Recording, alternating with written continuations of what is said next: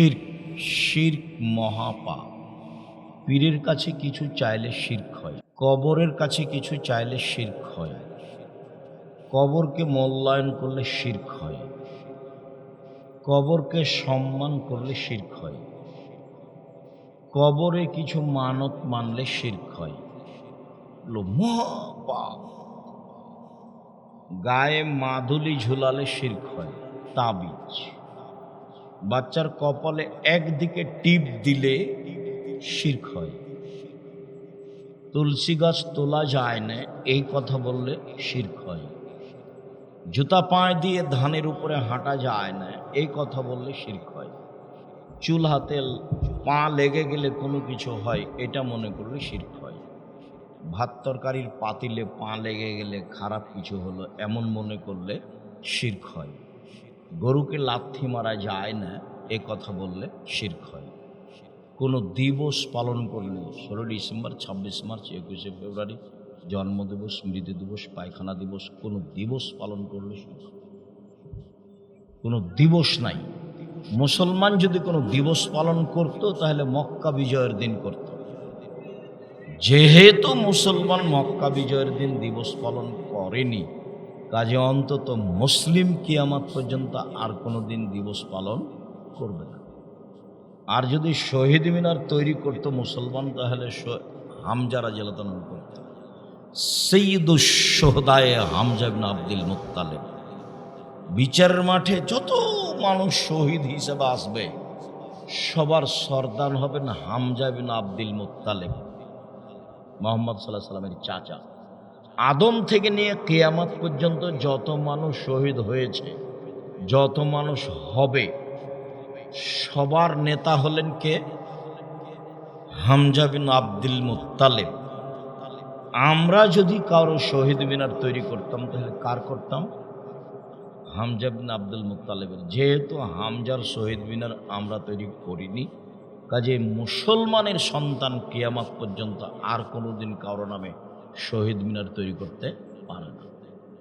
শহীদ মিনার তৈরি করা শিরক, শহীদ মিনারকে মূল্যায়ন করা শিরক, সেই দিবসে হিসাব করা শিরক। সম্মানিত দিনী ভাই, এই দেশ শিরক দিয়ে ভরা। ঠাকুরের গান গোটাটাই শিরক। ওই সেই কাল থেকে বলে আসছি, 36 বছর থেকে ঠাকুর বলছে ও কালিমা তোমার আকাশ, ও কালিমা তোমার বাতাস। ওর বাবার আকাশ, ওর বাবার বাতাস, কালিমার হবে কেন? কি করে বলতে পারে ও কালিমা তোমার আকাশ, ও কালিমা তোমার বাতাস? আরে ঠাকুর বাঙালিদের শত্রু, ঠাকুর মুসলমানের শত্রু, ঠাকুর ঢাকা বিশ্ববিদ্যালয়ের শত্রু, ঠাকুর এই জাতি শত্রু। যেদিন মুসলমানেরা ভারত, বাংলাদেশ, পাকিস্তানের ইংরেজদের হাতে নির্যাতিত, সেই দিন ঠাকুর লন্ডনে মুচ পাকায়। আর সেই ঠাকুরের গান আমার ছেলে বলবে? অসম্ভব, এটা হতে পারে না।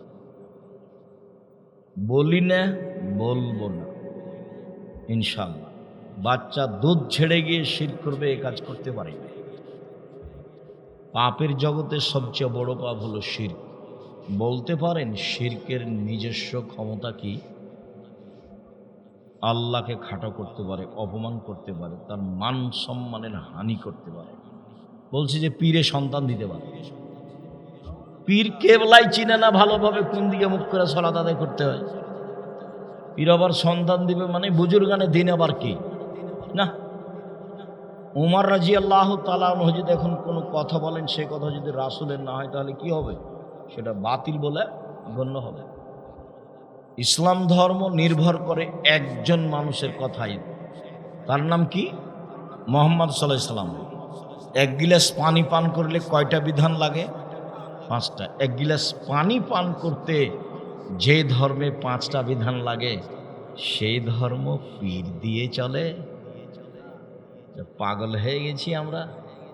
সেই ধর্ম বুজুর্গানে দিন দিয়ে চলে। আপনি সিজদা করেন, বুকে হাত দেন, চুমা দেন, অসম্ভব। উমর রাদিয়াল্লাহু তাআলা কোনো কথা শরীয়তে প্রযোজ্য হবে না। পৃথিবীর ব্যতিক্রম মানুষ হলো উমর। রাসূল সাল্লাল্লাহু আলাইহি সাল্লাম বলছেন, উমর তুমি যে রাস্তা দিয়ে হাঁটো, রাস্তা দিয়ে শয়তান হাঁটে না। ওই যে শয়তান পালাচ্ছে। উমর তোমাকে দেখে শয়তান পালাচ্ছে। আল্লাহ রসুল বলছেন, আমি জান্নাতে ঘুরছিলাম, তখন একটা ঘর দেখলাম, খুব ঝকঝকে টকটকে ঘর। আমার মন চাইলো ঘরের বাহির যদি এত সুন্দর হয়, ভিতরই বা কত সুন্দর, দেখার আমার স্বাদ জাগলো। পাশে একটা বৃদ্ধা মহিলা দেখি পানি নিয়ে কি করছে। আমি বললাম, এই বৃদ্ধা, বলতে পারো ঘরটি কার? তো মহিলা বলল, ঘরটি উমারের। যেমন বলেছে উমারের, তেমন আমার আত্মমর্যাদা মনে পড়েছে, উমারের আত্মমর্যাদা। না না না না, এত বড় মানুষের ঘরে ঢোকা হবে উমার। ইতস্তবোধ কে করছেন বলেন তো দেখি? মুহাম্মদ সাল্লাল্লাহু আলাইহি সাল্লাম, পৃথিবীর সবচেয়ে বড় মানুষ, তার নাম উমার। তার নাম উমার। পৃথিবীর কোনো শত্রুখার যদি নাম নেই তার যুগে, তাহলে তার অন্তর কি করত? কাঁপত। তার নাম উমার রাদিয়াল্লাহু আনহু। অর্ধ পৃথিবীর খলিফা, কুশকর, বুদ্ধিজীবী, রাজনীতিবিদ উমর। যদি কোনো কথা বলেন, সেই কথা যদি রাসূলের না হয়, তাহলে সেটা কি হবে? বাতিল বলে গণ্য হবে। পীর সাহেব তো বহু দূরের কথা, বুজুর্গানে দিন তো বহু দূরের কথা। জীবনে যা করেছেন সব বাদ দিয়ে অল্প দিন বাঁচতে এসেছেন, মুহাম্মদ সাল্লাল্লাহু আলাইহি সাল্লামের কথাই মেনে চলবো, যা হবে হবে, আসসালামু আলাইকুম, বাস। হাত মেলানোর আগেই পাপ ক্ষমা হয়ে যাবে, এই কথা মুহাম্মদ সাল্লাল্লাহু আলাইহি সাল্লাম বলেছেন। আর কোনো কথা নেই এখানে। টেনে মুখে দেওয়া লাগবে না, বুকে দেওয়া লাগবে না, হাঁটুতে সালাম দেওয়া লাগবে না, নিচে দেওয়া লাগবে না, পায়ে দেওয়া লাগবে না, একটাও চলবে না। এরকম করা যাবে না, বাঁকা হওয়া যাবে না, সব হারাম। মুহাম্মদ সাল্লাল্লাহু আলাইহি সাল্লামের নীতি। পৃথিবীতে একজন মানুষকে মেনে চলতে হবে, যার নাম মুহাম্মদ সাল্লাল্লাহু আলাইহি সাল্লাম। এটা খুব ভালো করে মাথায় রাখুন। পৃথিবীতে দ্বিতীয় মহাপাপ, যার নিজস্ব ক্ষমতা আছে, তার নাম বিদআত। ওটাও মানুষের ধারণা ইবাদত। আল্লাহুম্মা সাল্লি আলা সাইয়্যিদিনা মাওলানা নবিয়ানা মুহাম্মদ। আপনি পড়েন, আপনাকে আমি নিষেধ করতে আসিনি চাঁপাইনবাবগঞ্জ থেকে। আমি দুরুদে ইব্রাহিম পড়ি। দুরুদে ইব্রাহিম বুঝেন না? আমি আব্দুর রাজ্জাক বিন ইউসুফ দুরুদে ইব্রাহিম পড়ি, আর নাম আসলে সাল্লাল্লাহু আলাইহি ওয়াসাল্লাম বলি। আমি কোনোদিন যেটা এখন বললাম এই দুরুদ পড়ি না। কেন? আমি এটা প্রমাণ করতে পারবো না, সেজন্য। বালাগাল্লোলা বে কামালিহি কাসাফাদ্দ যাবে জামালিহি হাসনাত জামিও খেসালিহি সাল্লু আলাইহি ওয়া আলিহি। এই দোয়া আমি আব্দুর রাজ্জাক বিন ইউসুফ 90 সাল থেকে মাঠে আছি। কতদিন থেকে? 90 সাল থেকে। তাহলে কতদিন চলছে? 36 বছর। এই 36 বছরে কোনোদিন আমি এই দুরুদ পড়িনি, দুরুদ হিসেবে এটা পড়িনি। কেন? আমি এর প্রমাণ দিতে পারব না। তো যেটার প্রমাণ দেওয়া যাবে না, অথচ তাকে নেকি হিসাবে করা হবে, সেটার নাম বিদআত। সেটার নাম কি? বিদআত। ছাত্র জীবনে মনে করতাম সবাই মিলে হাত তুলে দোয়া করা যাবে, করতামও খুব মজা করে। শিক্ষক জীবনেও কিছুদিন মনে করতাম যে হাত তুলে দোয়া করা যাবে না, মানে এ আবার কোন কথা? হাত তুলে ধুয়ে তো করতে হবে সবাই মিলে। আমার এক চাচা, আমার নিজের চাচা তো চাচা, বলছে, এই যে বলছে যে হাত তুলে দোয়া করবে না, ওকে কুদাল দিয়ে কোপা। ভাষাটা কি বুঝতে পারলেন? কুদাল দিয়ে কোপা, এটা কি বুঝতে পারলেন আপনারা? এই কথা বলছে আমার চাচা আমার সামনে। আমি তো মুখ খুলি না, আমি এসব জায়গাতে মুখ খুলতে রাজি নই। আমি মসজিদে ঢুকলে দেখি কেউ আগে যায় না, আমাকে আগে যেতে হবে। তো হাত তুলে দোয়ার তো 35টা সহিহ হাদিস আছে, এটা তো ব্যক্তিগত ব্যাপার। আর সবাই মিলে হলো পানি চাইতে গিয়ে, সবাই মিলে হলো পানি চাইতে গিয়ে, বাকি ব্যক্তিগত। তো আমরা খুব চেষ্টা করেছিলাম সালাতের পরে হাত তুলে দোয়া করে, ওটা টিকতে পারিনি, তখন ছেড়ে দিয়েছি। অনেক বেদাত, এই যে আঙ্গুল এভাবে উঠাতাম, ইল্লাল্লাহ ইল্লাল্লাহ। তো মৌলানা আব্দুর রব খুলনা, নাম শুনেছেন কিনা জানি না, মৌলানা আব্দুর রব খুলনা বলেছিলেন যে কত 1 লক্ষ টাকা দেওয়া হবে, পুরস্কার দেওয়া হবে একবার প্রমাণ করতে পারবে। তা আমি নতুন এসেছি, আমার একটা ধারণা খুব ভালো আমার নিজের উপরে, আমি যে টাকা 1 লক্ষ আদায় করবো ইনশাআল্লাহ। খুব চেষ্টা করে যখন টিকতে পারিনি তখন আর এইভাবে একবার করিনি। তখন বক্তব্যে বলছি যে একবার আঙ্গুল উঠাতে হবে, এর প্রমাণে ভুয়া হাদিসও নেই, জাল নেই, জয়ীব নেই, ভুয়া নেই, কোনো হাদিস নেই, অবিরাম লড়ব। শুনুন সম্মানিত দিনী ভাই বোন, পৃথিবীতে দ্বিতীয় মহাপাপ যার নিজস্ব ক্ষমতা আছে তার নাম কি? বিদআত। বিদআত করলে রাসূলকে অপমান করা। রাসূল বললেন দুরুদে ইব্রাহিম, আর আপনি বলছেন এই দুরুদ। এবার আপনি কাকে খাটো করলেন? আপনারই কর্মচারী, বাড়ির কর্মচারী, তাকে বলেছেন এখানে এই কাজ কর, 1 ঘন্টা পরে এসে দেখছেন যে এখানে আর এক কাজ করছে। আপনি এখানে কি বলবেন? যা, তোকে কাজে রাখবে না, চল। আপনি একটা মানুষ, আপনার এটা মেজাজ। মুহাম্মদ সাল্লাল্লাহু আলাইহি ওয়াসাল্লাম, তাকে খাটো করা হবে। ইবাদত কার পদ্ধতিতে করতে হবে? রাসূল সাল্লাল্লাহু আলাইহি ওয়াসাল্লামের পদ্ধতিতে করতে হবে। তিতা লাগলেও মিঠা লাগলেও, তিতা লাগলেও মিঠা লাগলেও, তিতা মিঠার সাথে সাথ নেই, ওই একজনেরই কথা চলে। পেশাব পায়খানার শুরু থেকে নিয়ে শেষ পর্যন্ত 8টা বিধান আছে। বসা থেকে নিয়ে পানি খরচ করা পর্যন্ত 8টা বিধান আছে। অবাক কথা, একটা পেশাব পায়খানা, 1 গ্লাস পানির। দ্বিতীয় ক্ষমতা বিদআতের। যেদিন থেকে আপনি বিদআত চালু করেছেন সেদিন থেকে আপনার আর কোনো ইবাদত কবুল হয়নি, হবে না, যতদিন পর্যন্ত বিদআত পরিহার না করবেন। এবার তো খুব জটিল, জীবনে এখন কোনটা আমল করছেন দেখেন। বিদআত থাকলে রাসূল সাল্লাল্লাহু আলাইহি ওয়াসাল্লাম বলেন, মান আওয়া মুহদাসান লা ইকবালু আনহু আদল সারফ। কেউ যদি বিদআতকে আশ্রয় দেয় তাহলে তার নফল ইবাদতও কবুল হবে না, ফরজ ইবাদতও কবুল হবে না। হাদিস বুখারী মুসলিম। আমি নিজের কথা বলিনি। মুহাম্মদ সাল্লাল্লাহু আলাইহি ওয়াসাল্লাম বলেছেন, মানুষের যদি বিদআত থাকে ইবাদতে তাহলে তার নফল ইবাদত, ফরজ ইবাদত কবুল হবে না। এই 2025-এর হজ সফরের ঘটনা, ওই যে মুরব্বী ঢাকা হাজি ক্যাম্পে আছে, এইবারও আমি ঢুকতে আমাকে বলছে স্যান্ডেল খুলেন। কেন, কি হয়েছে? বলে এই স্যান্ডেল পরা যাবে না, চাপ্পল পরতে হবে। আমার তো উমরা চালু হয়নি। এখানে আপনি এভাবে লাভবাইক বলাচ্ছেন কেন? লাভবাইক তো এলাম লামে বলতে হবে। ভারত, বাংলাদেশ, পাকিস্তান, এমানবাসীর সবার লাভবাইক বলার জায়গা হলো এলামলাম। বিমান যখন তার উপর দিয়ে যাবে তখন বৈমানিকের পক্ষ থেকে বলা হবে এহরাম, বা বাংলা ভাষায় বলবে এখন থেকে 30 মিনিটের মধ্যে বিমান এলামলামের উপর দিয়ে পার হবে। কাপড় আপনি পরে রাখতে পারেন, কাপড় পরাতে তো আর এহরাম চালু হয়নি।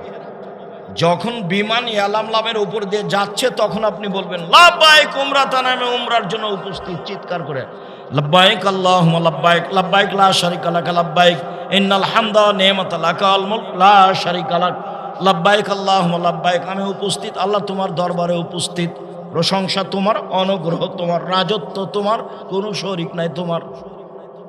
লাব্বাইক আল্লাহুম্মা লাব্বাইক, লাব্বাইক লা শারিকা লাক লাব্বাইক, ইন্নাল হামদা ওয়া নি'মাতা লাকা ওয়াল মুলক লা শারিকা লাক।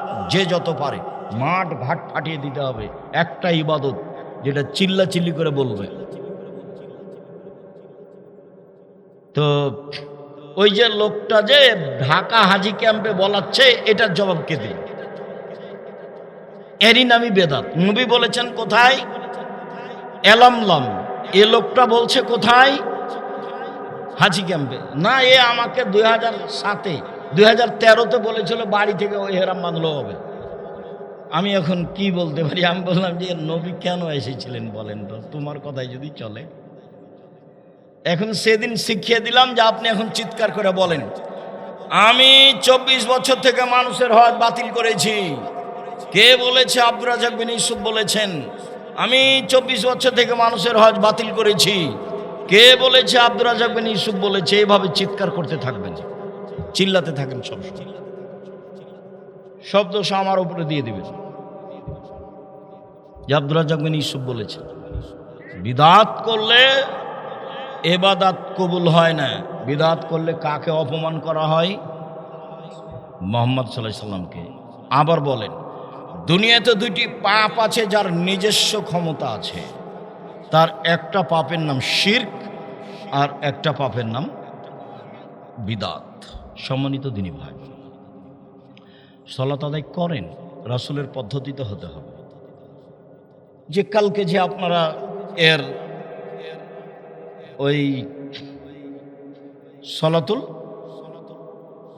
আপনার রমজানের পরে যে ঈদুল ফিতরের সালাত আদায় করলেন, ঈদুল ফিতর, তা আল্লাহর নবী বলেছেন লা আযানা ওয়ালা ইকামা ওয়ালা নিদা, আজান নেই, ডাক নেই, একামত নেই।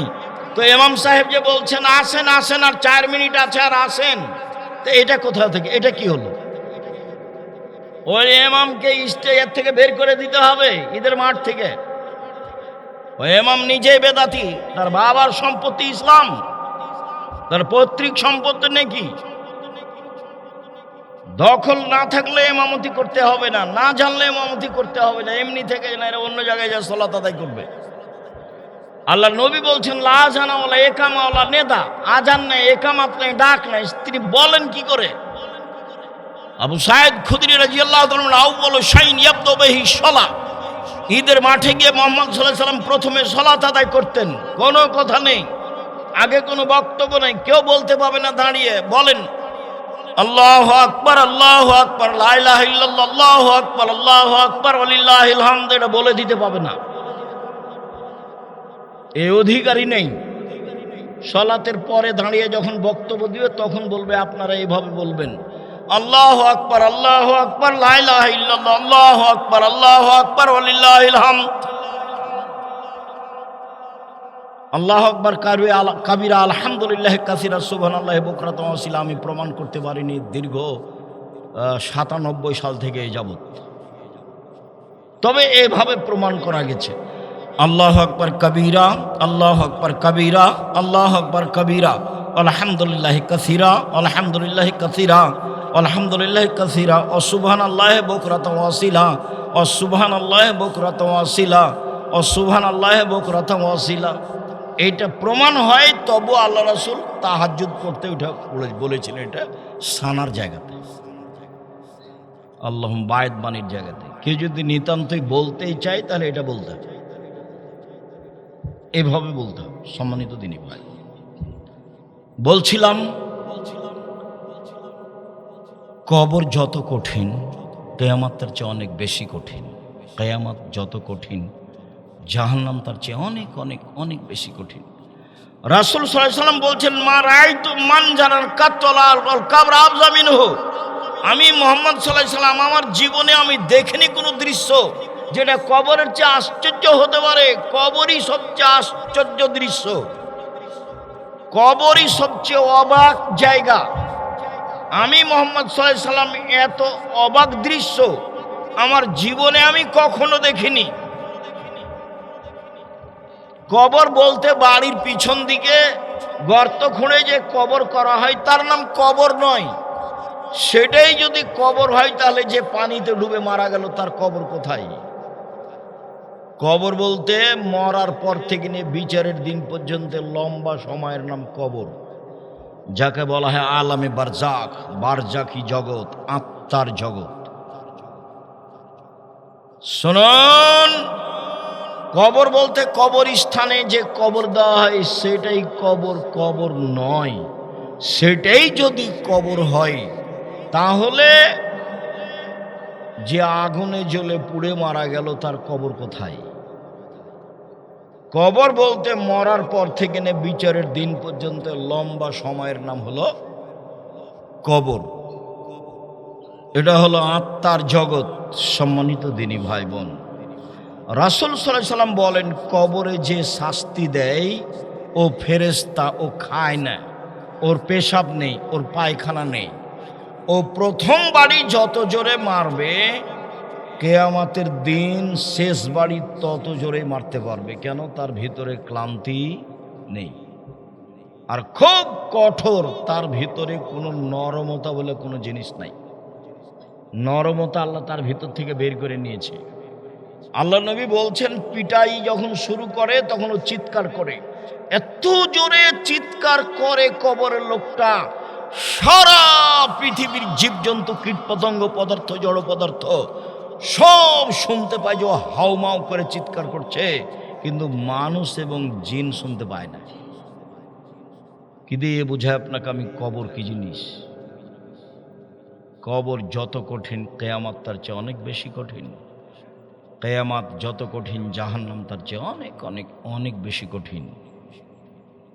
আল্লাহ রসুল সাল্লাল্লাহু আলাইহি সাল্লাম বলেন, কেয়ামতের মাঠে মানুষ উঠবে, কারো পরনে কাপড় থাকবে না, নবী রাসূল কেউ, সবাই পুরুষ নারী উলঙ্গ থাকবে, কারো খাতনা দেওয়া থাকবে না। খাতনা দেওয়া কি বুঝেন আপনারা?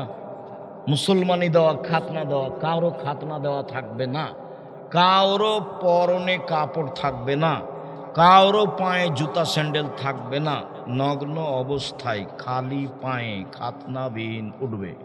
তো আয়েশা রাদিয়াল্লাহু তাআলা আনহা বলছেন, আল্লাহ নবী কেমন হলো কথা, একজন বাজুন আলা বাজিন, তাহলে একজন আরেকজনকে তাকিয়ে দেখবে যে এটা কেমন হয়ে গেল।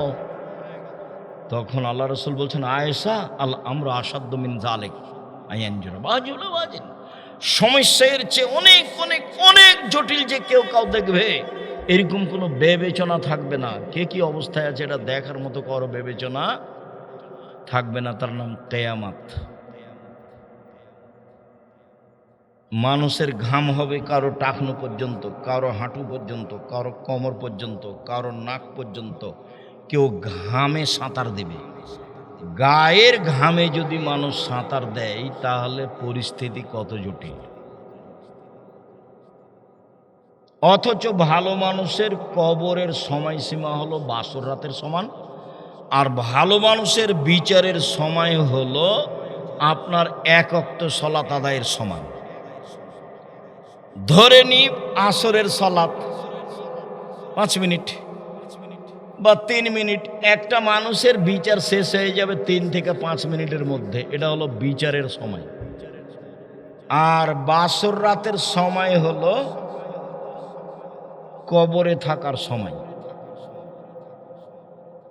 বাসর রাতের ঘুম থেকে উঠে কেউ জাগায় না, যে জাগায় সে খুব গোলাম, এই মাত্র ঘুমালো, স্বামী স্ত্রী এক জায়গাতে হয়েছে, কথাবার্তা হয়েছে, দোয়া হয়েছে, সালাত হয়েছে, মিলন হয়েছে, রাত পারের দিকে শেষের দিকে ঘুমালছে, এই 1 ঘন্টা 1.5 ঘন্টা, এর নাম হলো কবর। আমি এভাবে বলিনি, এভাবে মুহাম্মদ সাল্লাল্লাহু আলাইহি সাল্লাম বলেছে।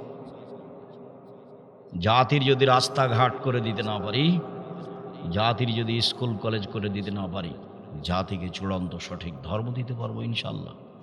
ধর্মের ব্যাপারে জাতিকে ফাঁকি দিয়ে পরকাল হারাতে রাজি নই। সম্মানিত দিনী ভাই বোন, বলছিলাম যারা জালেম তাদের বিচার পরে হবে, তাদেরকে আটকিয়ে দেওয়া হবে তাদের বিচার। ধরেন একটা লোক জোর করে জমি দখল করেছে, তো এই জমিনটা তাকে আগে খনন করতে লাগানো হবে, বলে খোঁড়ো খোঁড়ো। এক একটা জমিনের মোটা হলো 500 বছরের পথ, 7টা জমিন খুঁড়ে যেতে হবে, তাহলে হলো 35 বছরের পথ। তাহলে কত বছরের পথ খুঁড়তে হবে? 35 বছরের পর। যখন খনন করা শেষ হবে তখন জমিনটা তার গলায় চাপিয়ে দেওয়া হবে, দিয়ে বলা হবে এখন হাঁটো। কতদিন হাঁটতে হবে আল্লাহ ভালো জানে। একদিন সমান 50,000 বছরের সমান। যদি 3 দিন হাঁটতে হয় তাহলে এই জমিন কাঁধে করে 1.5 লক্ষ বছর হাঁটতে হবে।